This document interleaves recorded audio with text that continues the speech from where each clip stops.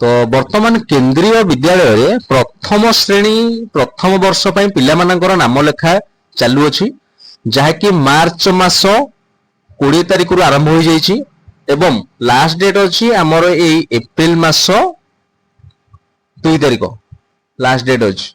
तो जो माने भी आवेदन करना पंजीकरण पई नाम लेखा पई से माने तुरंत 2 तारिख पूर्व एप्रिल 2 तारिख पूर्व आवेदन कर दियंतु। तो मु आज आपण मानकू से केबीएस क्लास 1 रे कोन कोन डॉक्यूमेंट लागिवो कोन योग्यता थिबा दरकार केते वर्ष बयस होइतिले आपण निज पिलार आवेदन करि परिबे सबु जिनिस मु आपन को टिक्की निकी भाबरे कहिबी। तबे वीडियोटी आपण शेष जाय देखंतु स्किप करंतुनी स्किप कले आपण जानि परिबेनी कोन कोन डॉक्यूमेंट लागिवो कोन योग्यता थिबा दरकार। चलंतु स्टेप बाय स्टेप फुल वीडियोटी देखिबा।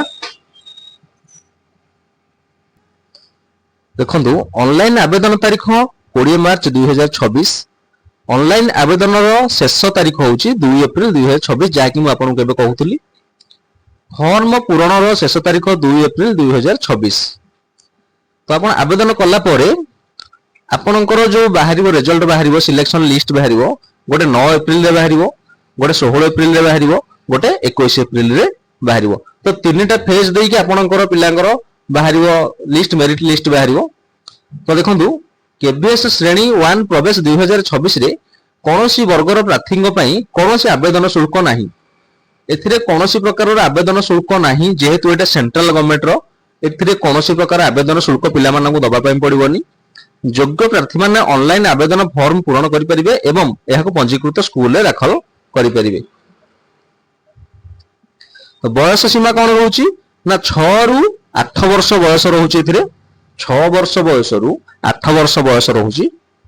केबीएस श्रेणी 1 प्रवेश 2026 पई अधिक विवरण जांच करंतु ऑफिशियल वेबसाइट परिदर्शन करंतु। तबे मु आपण मानन को कहि दउची आउ टिके डिटेल कहि दउची। देखंतु बयस सीमा मार्च 31 2026 सुधा 6 रु 8 वर्ष बाल बाटिका पई 3 रु 6 वर्ष।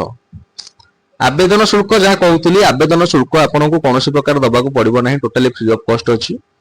तो डॉक्यूमेंट कोन लागिवो ना देखंतु वैध मोबाइल नंबर आपनकर गोटिए मोबाइल थिबा दरकार जोटी को ओटीपी आसीबार सहायता करबो आपन को अप्लाई करिया पई। पिलाटीरो डिजिटल फोटो आपनकर मोबाइल पिलार पासपोर्ट साइज फोटो एवं जन्म सर्टिफिकेट पिलार बर्थ सर्टिफिकेट लागिवो निहाती। जदि ईडब्ल्यूएस किबा बीपीएल फैमिली परिवार रो कई पिला आवेदन करूचंती ताहले आपण देई परिबे। जदि ईडब्ल्यूएस किबा बीपीएल कार्ड अछि आपनकर तबे आपण माने सेटा देई कि मध्ये आवेदन करि परिबे।